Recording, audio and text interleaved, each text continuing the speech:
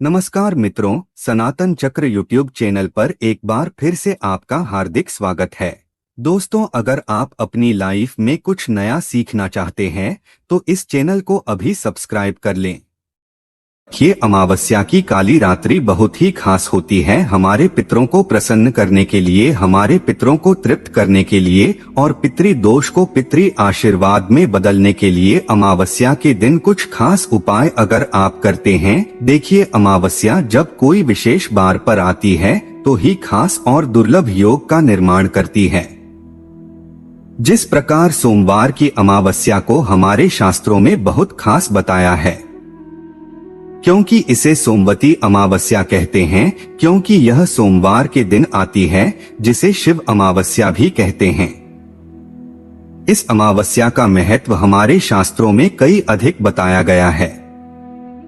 इस दिन कुछ विशेष उपाय करने से हमारे पितृ तृप्त हो जाते हैं, हमारे पितृ प्रसन्न हो जाते हैं।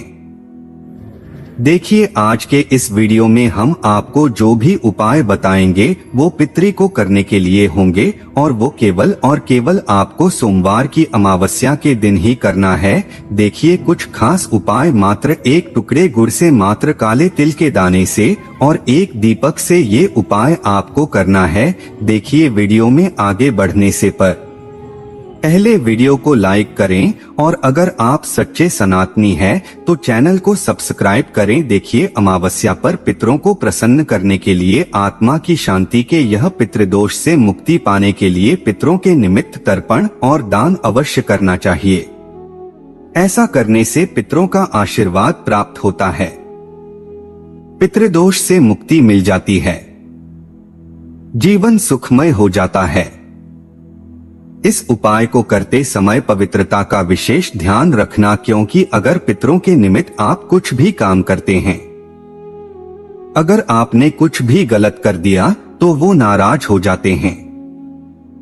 दो पितृ को नाराज नहीं करना है, क्योंकि विशेष अमावस्या की तिथि पर ही पितृ धरती पर आते हैं, पितृ लोक से धरती पर आते हैं, तो उन्हें प्रसन्न करना चाहिए और अमावस्या तिथि पर हमें पितृ को याद करना चाहिए। अगर हम पितृ को याद करते हैं तो हमारे जीवन की समस्याएं दूर होती है। हमारे जीवन में जो संतान से जुड़ी कोई समस्या है, संतान गलत मार्ग पर जा रहा है, संतान होने में समस्या आ रही है, वंश की वृद्धि नहीं हो पा रही है, साथ ही साथ धन की कमी हो रही है, जीवन में व्यापार अच्छा नहीं चल रहा है, नौकरी ढंग से नहीं चल पा रही है, वैवाहिक जीवन ढंग से नहीं चल पा रहा है, तो यह कई कारण होते हैं पितृ दोष के। तो इसीलिए पितरों को प्रसन्न करते हैं। न तो हर क्षेत्र में हमारी उन्नति, साथ ही साथ कुछ विशेष तिथियों पर ही हमें पितृ को याद करना चाहिए, जैसे कि सर्व पितृ अमावस्या के दिन बहुत ही खास होता है और साथ ही साथ सोमवार की अमावस्या, यह दो अमावस्या विशेष बहुत खास होती है। वैसे तो आपको हर अमावस्या के दिन पितरों को याद करना चाहिए। ऐसा करने से पितरों का आशीर्वाद प्राप्त होता है, पितृदोष से मुक्ति मिल जाती है और जीवन सुखमय हो जाता है। देखिए, इस उपाय को करने के लिए जब आप स्नान करेंगे अमावस्या के दिन, सोमवती अमावस्या के दिन, स्नान वाले पानी में आप थोड़े से काले तेल डालकर के आपको स्नान करना चाहिए और उसके बाद स्वच्छ वस्त्र धारण करने के बाद आपको ये उपाय करना चाहिए। देखिए, ये उपाय वैसे तो रात्रि में होता है, तो यदि आप सुबह स्नान कर लेते हैं तो शाम को हाथ मुंह धोकर के आप यह उपाय कर सकते हैं। पहला उपाय है दीपक वाला, जो कि आपको रात में करना है। देखिए, करना क्या है, आपको मात्र एक दीपक लेना है। दीपक कैसा भी चलेगा, माटी का भी ले सकते हैं, आटे का भी ले सकते हैं। अगर 8 का दीपक ले रहे हैं तो शुद्ध जल मिलाकर, बिना नमक का आटा बढ़ाना, यानी आटे के अंदर आपको नमक नहीं डालना है, बिना नमक का आटा मना और उसका दीपक तैयार करना और उस दीपक के अंदर आपको रुई की बाती लगानी है, लंबी बाकी। देखिए, हमारे शास्त्रों में इतना विस्तार में बताया गया है कि लंबी बातें पितरों के निमित्त क्यों लगाई जाती हैं। लंबी बातें अर्थात वृद्धि के लिए लंबी बातें आपके जीवन में धन की वृद्धि कर दी है, आपके व्यापार में वृद्धि करती है, आपके वंश की वृद्धि करती है, इसीलिए लंबी बातें का उपयोग किया जाता है।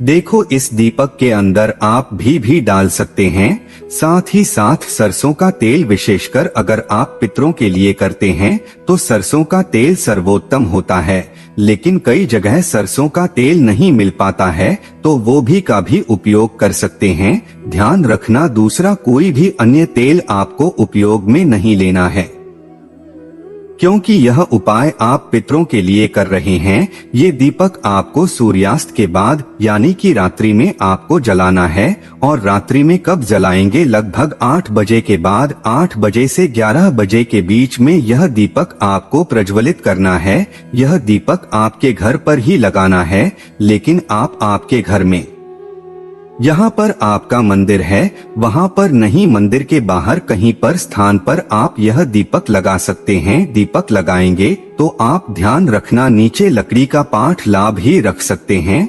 साथ ही साथ दीपक के नीचे उनका आसन होना चाहिए। दीपक का आसन किस प्रकार बनता है? चावलों से, तो आपको चावल की ढेरी रखना है और उसके बाद आपको दीपक लगाना है। देखिए दीपक जलाते समय ध्यान रखना कि दीपक की जो बात वह दक्षिण दिशा की तरफ होनी चाहिए।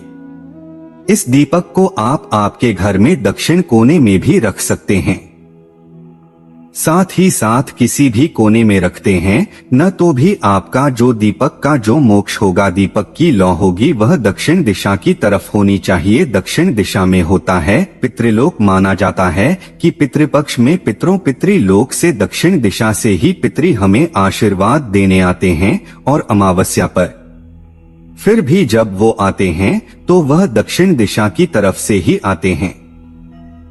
इसीलिए पितरों को प्रसन्न करने, उनका आशीर्वाद प्राप्त करने के लिए अमावस्या की रात दक्षिण मुखी दीपक जला करके आपको कुछ उपाय करने चाहिए। देखो ये दीपक जैसे ही जलाएंगे उसके बाद आपको पितृदेव के मंत्रों का जाप करना है। 108 बार आपका जो मुख होगा, आप जब बैठोगे तो आपका मुख भी होना चाहिए दक्षिण दिशा की तरफ। दक्षिण दिशा पितृ की दिशा। 108 बार ओम पितृदेवता नमः, ओम पितृदेवता नमः, इस मंत्र का एक माला कम से कम आपको जाप करना है। आपको पितरों से प्रार्थना करनी है कि कभी भी कुछ भी गलती की हो उसके लिए हमें क्षमा करें और हमें प्रसन्न करें, हमारे घर में सुख समृद्धि लेकर के आए। ऐसे आपको शुभ भाव के साथ आपको यह दीपक प्रज्वलित करना है। देखिए ध्यान रखना, यह दीपक जल करके शांत हो जाता है तो आप अगले दिन क्या करना है।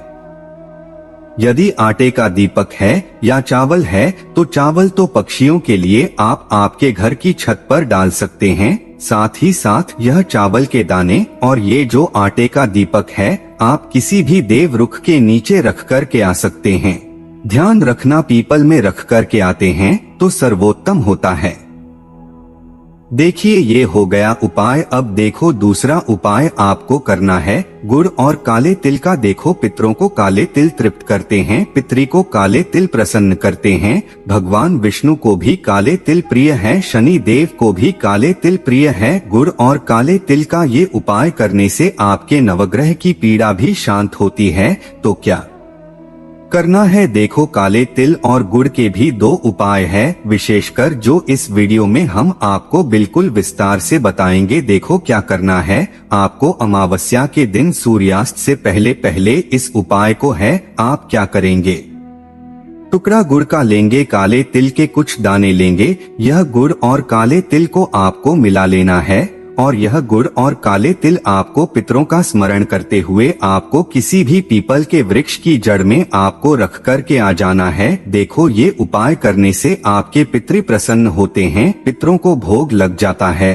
और आपके जीवन के संकट समझ सब दूर हो जाती है। देखिए ये जो उपाय है एक और प्रकार से कर सकते हैं। तांबे के पात्र के अंदर जल भरना, उसके अंदर गुड़ का एक टुकड़ा डालना और काले तेल डालना। उसके बाद यह जो जल है आपको पितरों के लिए आपको और बंद करना है पीपल के वृक्ष में। पीपल के वृक्ष में जब आप अर्पण करें ये तो आपका मुख होना चाहिए दक्षिण दिशा की तरफ और आप बोलेंगे ओम पितृ देवता नमः। इस मंत्र का जाप कर सकते हैं।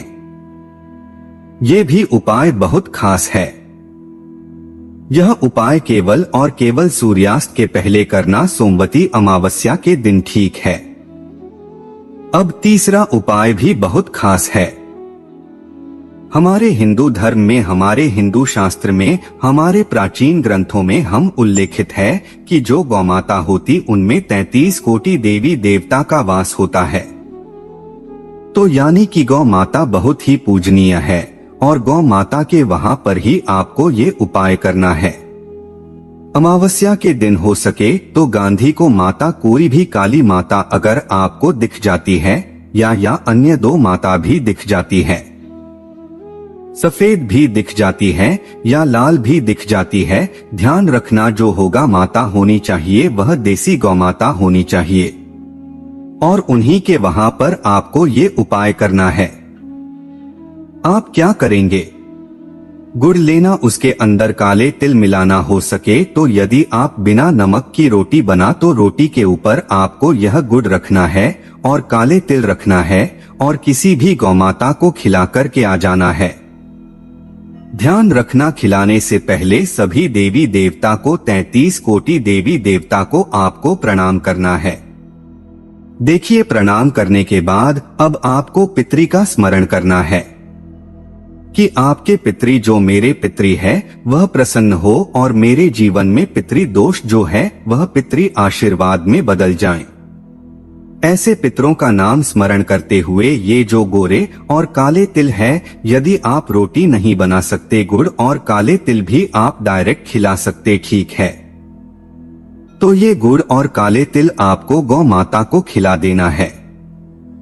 इस उपाय को करने से आपके पितृ प्रसन्न होते हैं, क्योंकि पितरों के निमित्त अगर आप अमावस्या पर कुछ भी उपाय करते हैं तो पितृ उन्हें स्वीकार करते हैं और हमारे जीवन से पितृ दोष दूर हो जाता है। ध्यान रखना, इस प्रकार से आप गौ माता को खिला दें और उसके बाद वापस से आपकी जो भी इच्छा है वह आपको बोल देना है।